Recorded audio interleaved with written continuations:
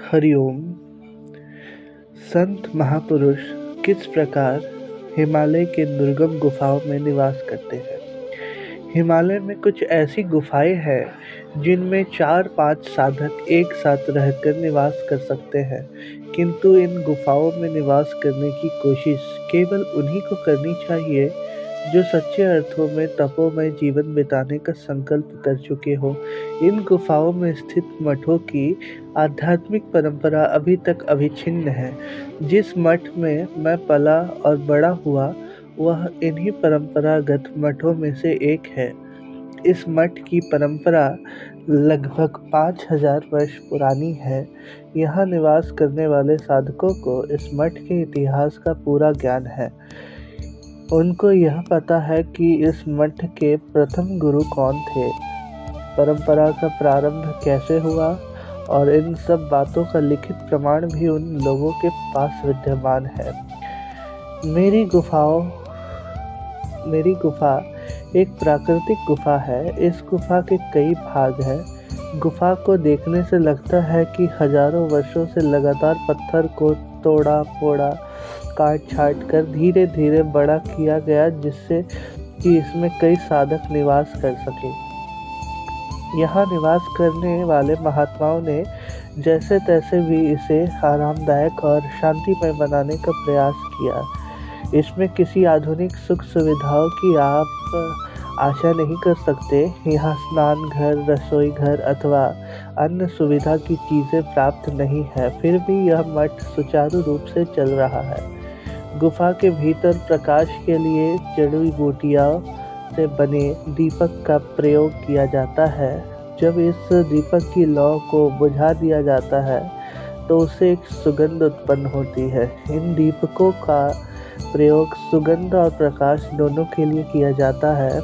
जड़ी बूटियों को कूट पीस कर उसकी लगभग 4-4, 5-5 इंच लंबी छड़ी बना ली जाती है। इन जड़ी बूटियों में स्वाभाविक तेल पाया जाता है, जिसके कारण जड़ी बूटियों से बनी हुई यह धूप बत्तियां बहुत अच्छी तरह से जलती है। इनके सुखदायी प्रकाश में ग्रंथों को पढ़ा भी जा सकता है। चीड़ और देवदारू की लकड़ी को भी प्रकाश के स्रोत के रूप में प्रयोग किया जाता है। इन दोनों ही वृक्षों में प्राकृतिक गोंद अर्थात तेल हुआ करता है, जिसके कारण ये सुगमता से जलते हैं। गुफाओं में अखंड धूनी भी जलती रहती है। इस धूनी में लकड़ी के बड़े बड़े कुंडे रख दिए जाते हैं। गर्मी के महीनों में ही हम लोग पर्याप्त मात्रा में लकड़ी इकट्ठा कर लेते हैं, ताकि जाड़ों में हमें किसी प्रकार की कठिनाई न हो।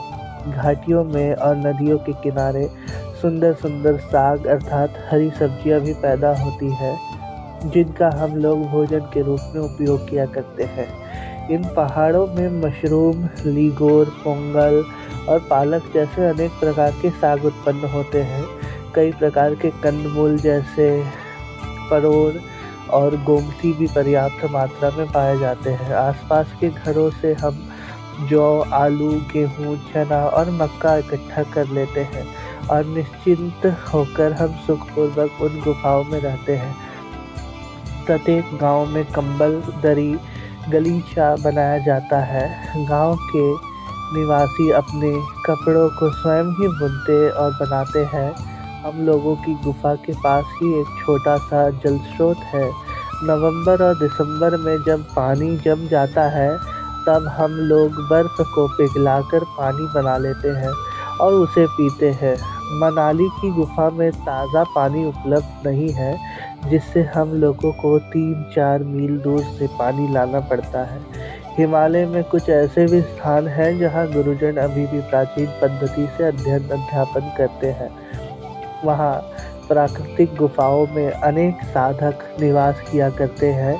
यह ध्यान देने की बात है कि यहाँ के वातावरण में केवल वे लोग ही रह सकते हैं जिन्होंने अपनी सभी वासनाओं और तृष्णाओं को त्याग दिया हो। वैसे सामान्य साधक हिमालय की इन गुफाओं तक पहुंच ही नहीं पाते, क्योंकि यहाँ पहुंचने का रास्ता बहुत दुर्गम है। ये गुफाएं इतने एकांत में हैं कि मनुष्य यहाँ थोड़े ही दिनों में उब जाता है। उसका मन उचट जाता है और वह शीघ्र ही भागने की कोशिश करने लगता है। यदि कोई भावुकतावश अथवा जीवन से रूठकर किसी सिद्ध पुरुष की खोज और में हिमालय की यात्रा करता है, तो इन गुफाओं तक किसी भी प्रकार से नहीं पहुंच पाता। श्रद्धा और भक्ति से भरपूर दृढ़ संकल्प वाला साधक ही इन गुफाओं तक पहुंचकर ज्ञान प्राप्त करता है और साधना करता है। यहाँ गुरुजन पुस्तक के माध्यम से शिक्षा नहीं देते। यहाँ पूरी की पूरी शिक्षा प्रयोगात्मक होती है। समय समय पर साधकों को अपनी सफलता का परिचय भी देना पड़ता है। उनकी परीक्षा होती है।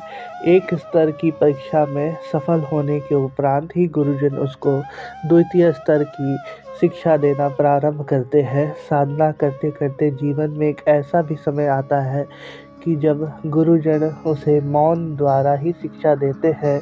साधना पूरी हो जाने के बाद गुरुजन अपने शिष्यों को जन कल्याण के लिए शहरों और गांवों में घूमने का आदेश देते हैं।